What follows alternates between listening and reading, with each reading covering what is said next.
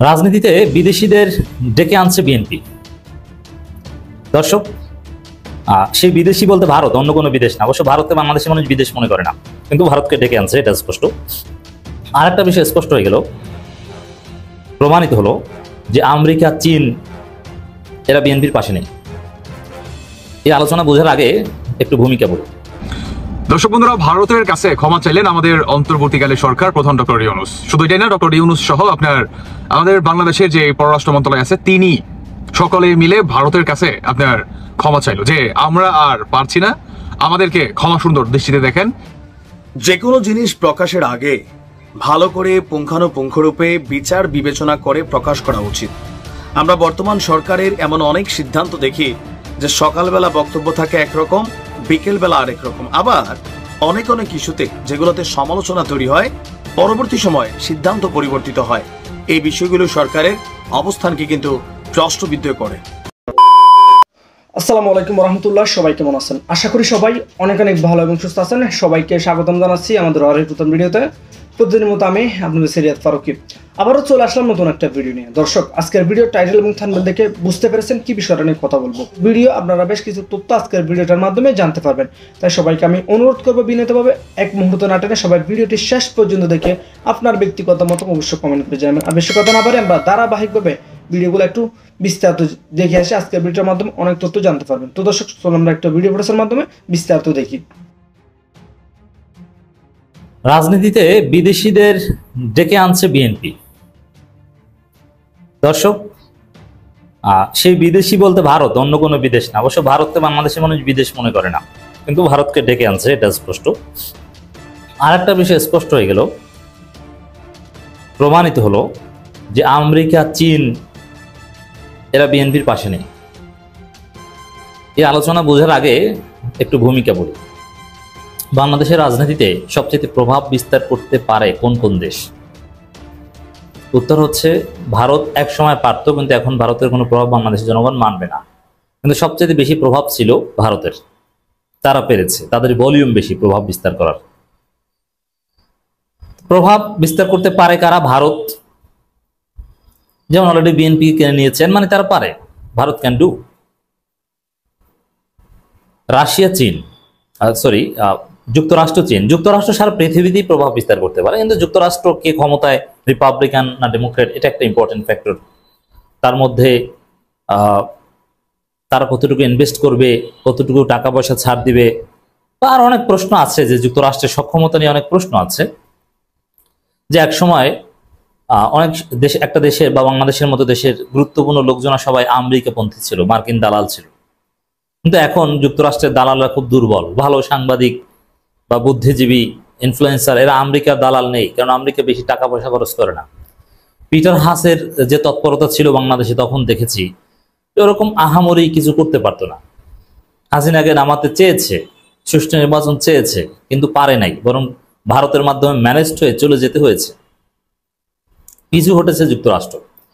এই জন্য বাংলাদেশের রাজনীতিতে যুক্তরাষ্ট্রের সক্ষমতা নিয়ে প্রশ্ন আছে, কারণ যুক্তরাষ্ট্র আসলে 2014 সালেও আওয়ামী লীগকে চায় নাই, কিন্তু তারপরে তো আওয়ামী লীগ দীর্ঘদিন ক্ষমতায় থেকেছে।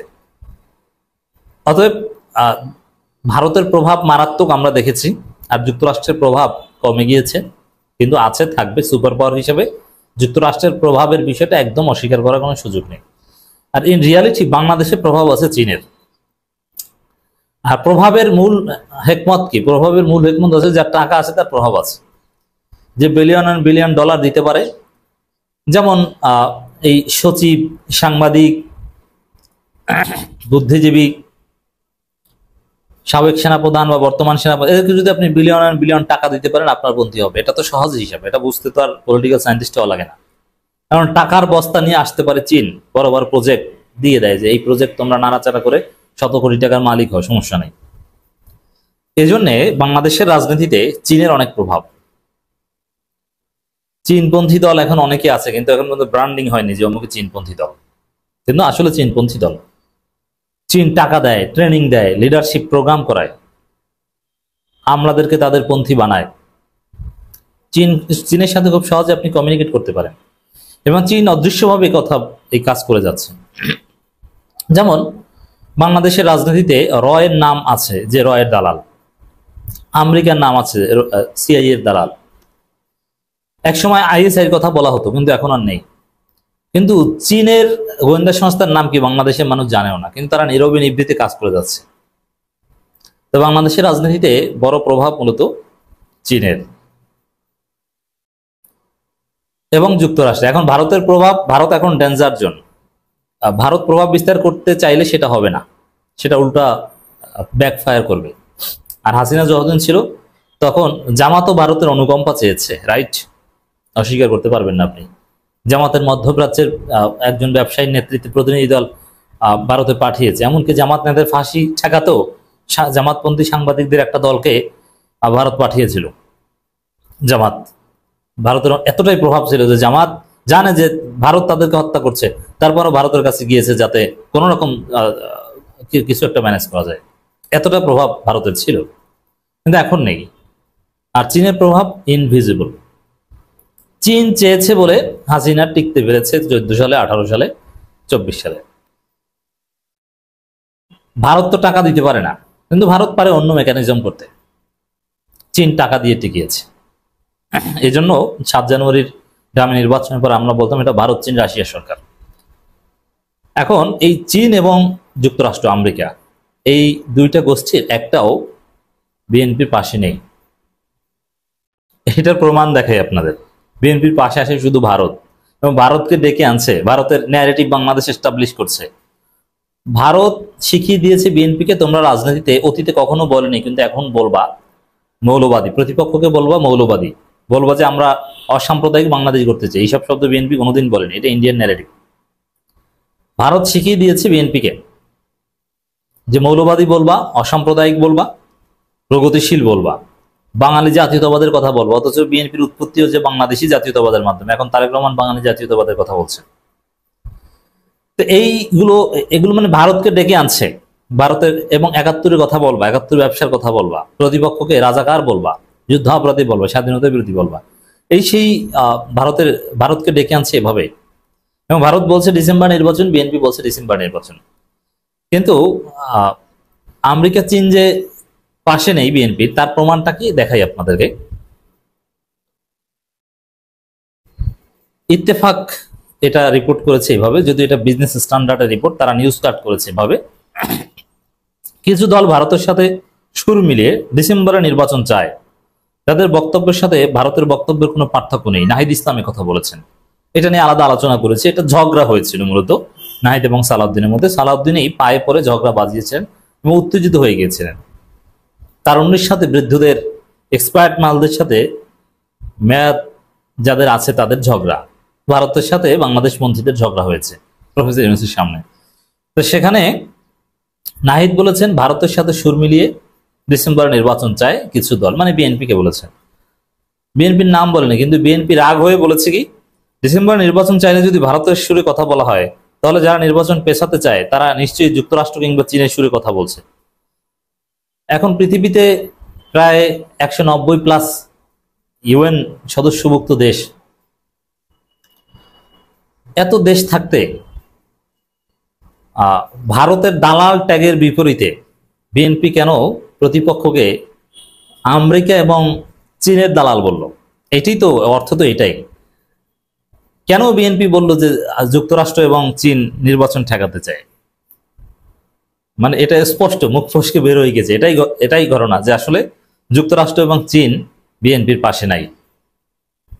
যুক্তরাষ্ট্র এবং চীন বিএনপির বিরুদ্ধে। যুক্তরাষ্ট্র এবং চীন এই ভারতের সুরে ডিসেম্বর নির্বাচন চায় না, তারা চায় সংস্কার। তারা স্পষ্ট বলে দিয়েছে যে স্যার আপনি সংস্কার করেন, আপনি প্রয়োজনে আরো বেশি ক্ষমতায় থাকেন, আমরা আছি আপনার পাশে। বিএনপি নির্বাচনী প্রজেক্টের সাথে যুক্তরাষ্ট্র চীন নাই। এর ফলে যুক্তরাষ্ট্র চীনের উদাহরণ দিয়েছে ঝগড়ার মধ্যে সালাউদ্দিন।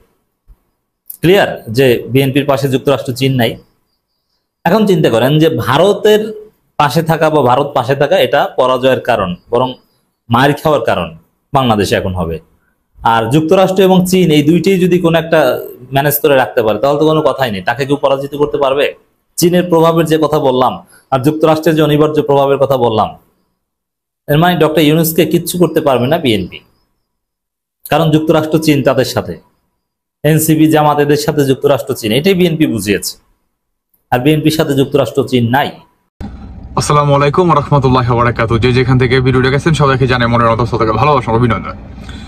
দর্শক বন্ধুরা, ভারতের কাছে ক্ষমা চাইলেন আমাদের অন্তর্বর্তীকালীন সরকার প্রধান ডক্টর ইউনূস। শুধু এটাই না, ডক্টর ইউনূস সহ আমাদের বাংলাদেশের যে পররাষ্ট্র মন্ত্রণালয় আছে তিনি সকলে মিলে ভারতের কাছে ক্ষমা চাইলো যে আমরা আর পারছি না, আমাদেরকে ক্ষমা সুন্দর দৃষ্টিতে দেখেন, আসুন আমরা এই বিষয়টাকে নিয়ে মিউচুয়ালে বসি। এই হচ্ছে বর্তমান আমাদের বাংলাদেশের অন্তর্বর্তীকালীন সরকারের অবস্থান। আসলে ঘটনা কি দর্শক বন্ধুরা? ঘটনা হচ্ছে যে ডক্টর ইউনূসের সরকারের পক্ষ থেকে আমাদের বাংলাদেশের পররাষ্ট্র মন্ত্রণালয় তিনি ভারতের উদ্দেশ্য করে একটি বার্তা দিবে ডক্টর মোহাম্মদ ইউনূসকে কেন্দ্র করে। বার্তাটি হচ্ছে ভারত আর বাংলাদেশ সীমান্তরে আমাদের কিছু আপনার সমন্বয়ক আছে, উপদেষ্টা আছে, তারা আলটিমেটাম দেয় যে এই কয় মুহূর্তে কিংবা এই দিনের ভিতরে আমরা শিলিগুড়ি নিয়ে ফেলবো, ভারত উড়িয়ে দিব, করিডোর খায়া ফেলবো, অমুক করব তুমুক করব, ভারত দখল করব, ভারতের দিল্লি দখল করব। মানে এই যে আপনার মন গড়া যে বক্তব্যটি, এটিকে কেন্দ্র করেই ভারতের স্টেপ কি জানেন? আমরা বাঙালি বর্তমান যে সমস্ত এই রাজাকার বাহিনীরা তারা বলে যে ভারত খায়া ফেলবো, এটা করব সেটা করবো, হুমকি দেয় প্রতিনিয়ত, কিন্তু কাজের বেলায় ঠন ঠন মুখে শুধু মনে করেন বলে যাচ্ছে। আর উল্টো দিকে ভারত সেটার ফিডব্যাক হিসেবে কড়াই গন্ডায় বুঝিয়ে দিচ্ছে। আপনার প্রথম স্টেপ ভারতে, সেটি হচ্ছে ভারত বাংলাদেশ সীমান্তরে আমাদের দেখবেন যে ভারত বাংলাদেশ সীমান্তরে আপনার দুই কাঁটাতারের মাঝখানে অনেক বাঙালি আছে। আপনার দুই দেশের বর্ডার যখন নাকি ভাগ হয় বা হয় তখন আলাদা হয়ে যায় আত্মীয় স্বজন, একদল ইন্ডিয়া পড়ে যায় আর একদল বাংলাদেশি হয়ে যায়। এখন তারা তো তাদের বাসায় যেতে হবে না? এখন সেটাকে কেন্দ্র করেই আপনার ভারত সরকার যে বর্ডার গার্ড আছে তারা প্রতিনিয়ত বাংলাদেশিদের উপরে গুলি চালাচ্ছে, মারা যাচ্ছে 10 জন 20 জন 15 জন করে প্রতিনিয়ত মারা যাচ্ছে। শুধু এটাই না, আমাদের বাংলাদেশের যত নাগরিক আছে ভারতে, সমস্ত নাগরিককে আপনার ইন্ডিয়ার নাগরিকত্ব বাতিল করে তারা বাংলাদেশে পাঠিয়ে দিবে। উল্টো দিকে বাংলাদেশ ভারতের যত সম্পর্ক আছে সমস্ত কিছু নষ্ট করে দিবে। এখন কথা হচ্ছে পররাষ্ট্র মন্ত্রণালয় তিনি কি চিঠি পাঠাবেন? তিনি চিঠি পাঠাবেন যে এটাকে নিয়ে আমাদের মিউচুয়ালে আসতে হবে। আমাদের উপদেষ্টা থেকে, আমাদের বাংলাদেশ সরকারের সমন্বয়ক থেকে আপনাদেরকে যে সমস্ত বার্তা দিত এগুলো হচ্ছে মন গড়ানো কথা, এটার জন্য আমরা ক্ষমা প্রার্থী, আমাদের ক্ষমা সুন্দর দৃষ্টিতে দেখবেন। আমরা বন্ধুত্বপূর্ণ সম্পর্ক রাখতে চাই, আপনাদের সাথে আমরা পেরে উঠবো না। এইটি হচ্ছে বর্তমান আমাদের আগারা বাগারা আমাদের পররাষ্ট্র মন্ত্রণালয়ের পক্ষ থেকে আপনার জানিয়েছে যে ভারতকে এই ধরনের একটি বার্তা দিবেন ডক্টর ইউনূস সহ। তো এখন কথা হচ্ছে সার্জিস হাসনাত বা উপদেশে থেকে কিংবা বহির্বিশ্বে থেকে যে সমস্ত আউলিয়ারা কথা বলতেছে, এই সমস্ত দরবেশের কথা কি শেষ হয়ে গেল? দরবেশরা তো বলছে যে ভারতকে চরম পরিমাণ টাইট দিতে হবে, এটা দিতে হবে, সেটা দিতে হবে, তাহলে কি সমস্ত কিছু শেষ করে দিল? আমাদের চিকিৎসা নেওয়ার জন্য ভারতে যেতে হয়, মাদ্রাসে যেতে হয়, তো সেই চিকিৎসার বিকল্প আমাদের বাংলাদেশে কি দিতে পারবে এই অন্তর্বর্তীকালীন সরকার? বলেন, দিতে পারবে না। দিন শেষে ভাই আপনার আলটিমেটলি যদি লস হয়ে থাকে সেটা হচ্ছে বাংলাদেশের গরিব মানুষের, মিডল ক্লাস মানুষের, যারা নাকি হাই ক্লাস আপার ক্লাস তাদের কোনো সমস্যা নেই, বুঝতে পারছেন? তো এখন কথা হচ্ছে ভাই, এই চ্যাংরা পোলাপানদের কথায় আপনারা যে বলেন যে ভারত খাইয়া দিবেন, অমুক করবেন তুমুক করবেন, এটা করবেন সেটা করবেন, ভারতকে উচিত শিক্ষা দিবেন, আপনারা মুখে বলছেন আর ভারত বাংলাদেশ সীমান্তরে ভারত কি সেটা কইরা দেখাই দিছে। আপনার যুদ্ধ বিমান 20,000 সৈনিক সেখানে আপনার বসানো, তারপর হচ্ছে রাফায়েল জেট যুদ্ধ বিমান অন্যতম, সমস্ত কিছু যত আপনার স্টেপ আছে আপনার ভারতের সীমান্তরে বা বাংলাদেশ সীমান্তরে কেন্দ্র করে সমস্ত কিছু তারা প্রস্তুতি নিয়ে রাখছে। বুঝেন না দুদু খান মিয়া? দেশের সরকারে বসে এক দল আরেক দলকে খুশি করার জন্য এই ধরনের বার্তা দিবেন, যারা নাকি পাকিস্তানিপন্থী, তাদেরকে বা তাদের সমর্থক পাওয়ার জন্য আপনারা বলবেন যে ভারতকে খায়া দেবো, এটা করবেন সেটা করবেন না, এগুলো বাদ দেন কেমন? আর ওই যে 2 দিন পর পর আইসা এই ধরনের সার্কাসগিরি করা বাদ দেন। বোঝেন নাই? এতদিন তো বলতেন যে আওয়ামী লীগ দালালি করছে, এটা করছে সেটা করছে। হ্যাঁ, আওয়ামী লীগ কিছুটা দালালি করছে, বাট আপনাদের মতো এই ধরনের ওই যে যায় মাফ চাই নাই, বুঝেন নাই? এদের দেশের সম্মানের প্রচুর পরিমাণ মনে করেন টানা হেঁচড়া হয়। আপনারা সরকারের চেয়ারে বসে রয়েছেন, এখন বলবে না যে ওই যে ইউনুস মাফ চাইছে, গ্রামীণ ব্যাংকের এনজিও, কিংবা ওই যে পররাষ্ট্র মন্ত্রণালয় উনি মাফ চাইছে, ওনার 14 গোষ্ঠী আপনার ধুইরা বলবে না ভারত সরকার কি বলবে? যে বাংলাদেশ আমাদের কাছে মাফ চাইছে। দ্যাট মিনস বাংলাদেশের সাথে আপনাদের সাথে বা আপনাদের সম্মানের সাথে জড়িয়ে আছে বাংলাদেশের 20 কোটি মানুষের। বুঝতে পারছেন? এগুলো বাদ দেন, বুঝেন নাই? ওই যে 2 দিন পর পরে সমন্বয়ক সার্জিস হাসনাতের কথা শুনে একটা আলটিমেটাম দিবেন, আর তারপরে যখন নাকি ভারত শক্ত কোনো অবস্থান নিবে আপনারা হাত জোর করে এভাবে মাফ চাইতে যাবেন। এটি হচ্ছে বর্তমান এই ইউনুস সরকারের অবস্থা। তীব্র নিন্দা জানাই এই সরকারকে। একটা সার্কাস পার্টি বাংলাদেশে একটা সার্কাসে মনে করেন আপনার পরিণত করছে, এছাড়া আর কিচ্ছু না। শোনেন, আরো সমন্বয়কের কথা শোনেন, ভারত দখল করবেন, এটা করবেন সেটা করবেন, আরো রাফাইল জেট কিনবেন, এটা কিনবেন সেটা কিনবেন, চায়না এটা দিব ওইটা দিব, করেন করেন আরো করেন। এই নিয়ে দর্শক বন্ধুরা, বাকিটা আপনাদের ব্যক্তিগত মতামত অবশ্যই জানিয়ে যাবেন। ধন্যবাদ সবাইকে। আল্লাহ হাফেজ, আসসালামু আলাইকুম। যে কোনো জিনিস প্রকাশের আগে ভালো করে পুঙ্খানুপুঙ্খরূপে বিচার বিবেচনা করে প্রকাশ করা উচিত। আমরা বর্তমান সরকারের এমন অনেক সিদ্ধান্ত দেখি যে সকালবেলা বক্তব্য থাকে একরকম, বিকেলবেলা আরেক রকম। আবার অনেক অনেক ইস্যুতে যেগুলোতে সমালোচনা তৈরি হয়, পরবর্তী সময় সিদ্ধান্ত পরিবর্তিত হয়। এই বিষয়গুলো সরকারের অবস্থানকে কিন্তু প্রশ্নবিদ্ধ করে। গতকালকে আমরা দেখছিলাম, আজকে সকালে আমি নিউজটা দিছি যে বঙ্গবন্ধু শেখ মুজিবুর রহমান সহ প্রায় 4 শতাধিক নেতার মুক্তিযোদ্ধার স্বীকৃতি বাতিল হয়েছে। সেখানে দাবি করা হয়েছিল যারা সশরীরে মুক্তিযুদ্ধে অবস্থান নিয়েছে তারাই মুক্তিযোদ্ধা হিসেবে স্বীকৃতি পাবে, বাকিরা পাবে না। কিন্তু কয়েক ঘন্টা পরই আবার এই সিদ্ধান্ত থেকে সরে এসেছে মন্ত্রণালয়। আমাদের মুক্তিযুদ্ধ বিষয়ক যে মন্ত্রণালয় আছে, সেই মন্ত্রণালয়ের যিনি দায়িত্বশীল উপদেষ্টা আছেন ফারুক ই আজম, কয়েক ঘন্টা আগে তিনি বলছেন যে বঙ্গবন্ধু শেখ মুজিবুর রহমান সহ 4 নেতা সৈয়দ নজরুল ইসলাম, তাজউদ্দিন আহমেদ, মোহাম্মদ মনসুর আলী ও HM কামরুজ্জামান তারা প্রত্যেকেই মুক্তিযোদ্ধা, তার মানে তাদের স্বীকৃতি বাতিল হয়নি। আজকে একটু আগে সচিবালয়ে সাংবাদিকদের প্রশ্নের জবাবে তিনি বলছেন যে মুজিবনগর সরকারে যারা ছিলেন তারাও মুক্তিযোদ্ধা হিসাবে বিবেচিত হবে।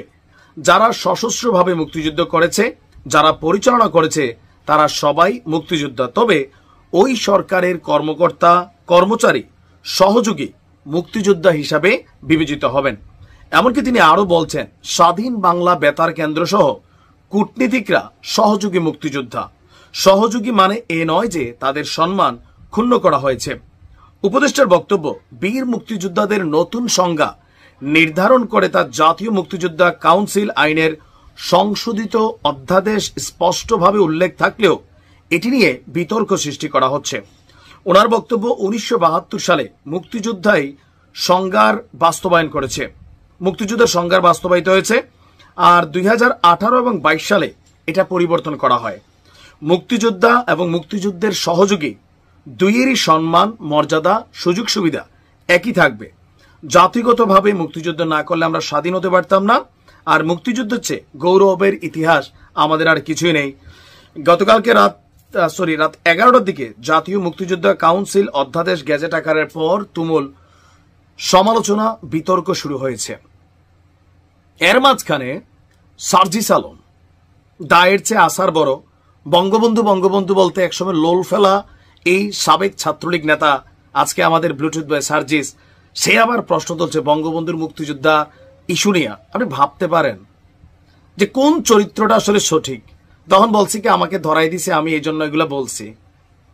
মানে সার্জিসরা এখনো বুঝতে পারতেছে না যে বঙ্গবন্ধু বঙ্গবন্ধুই বাবা, তুমি সার্জিস, তুমি সার্জিসই। কোথায় কার সাথে তুলনা, কারে নিয়ে কথা বলা কতটুকু তোমার দ্বারা তোমার মতন সার্জিসের সাজে, সেইটা একটু চিন্তা করা উচিত। মানে মানুষের কাছে নিজের ওজন তৈরি করতে গেলে আগে অন্যকে ওজন দিতে হয়। তুমি সার্জিসে থাকবা, ইতিহাসে বড়জোর 3 মাস থাকবা, 6 মাস থাকবা, আর বঙ্গবন্ধু 1000 বছর থাকবে। তারা জাতীয় নেতা। ভালো থাকুন। তো প্রিয় দর্শক, ইতিমধ্যে আপনারা সবাই শেখ হাসিনার সেই কল রেকর্ডটাও দেখেছেন। এর পাশাপাশি বেশ কিছু ভিডিও ফুটেজ আপনারা দেখেছেন, যে ভিডিওটা দেখে আশা করি আপনারা আজকের ভিডিওটার মাধ্যমে অনেক গুরুত্বপূর্ণ তথ্য জানতে পেরেছেন। দর্শক, এই বিষয়টা নিয়ে আপনার মূল্যবান মতামত অবশ্যই কমেন্ট করে জানিয়ে ফেলুন। এখানে আমাদের ব্যক্তিগত কোনো মতামত নেই, সামাজিক যোগাযোগ মাধ্যম থেকে যেগুলো সবসময় আলোচনায় থাকে সেই বিষয়গুলো আমরা জাস্ট ভিডিও আকারে আপনাদের মাঝে তুলে ধরার চেষ্টা করি। ধন্যবাদ সবাইকে এতক্ষণ সাথে থাকা সম্পূর্ণ ভিডিওটা ধৈর্য সহকারে দেখার জন্য। দেখাবো না কোনো ভিডিওতে। শেষ করার আগে ছোট একটি অনুরোধ জেনে রাখতেছি, যারা আমাদের চ্যানেলটিতে এখন নতুন আছে চ্যানেলটি সাবস্ক্রাইব করে সাথে থাকবেন। যারা ইতিমধ্যে সাবস্ক্রাইব করেছেন এবং ভিডিওটি শেষ পর্যন্ত দেখেছেন ধৈর্য সহকারে, তাদেরকে অসংখ্য ধন্যবাদ জানিয়ে শেষ করবো আজকের ভিডিওটি। ভালো থাকবেন, সুস্থ থাকবেন, আল্লাহ হাফেজ।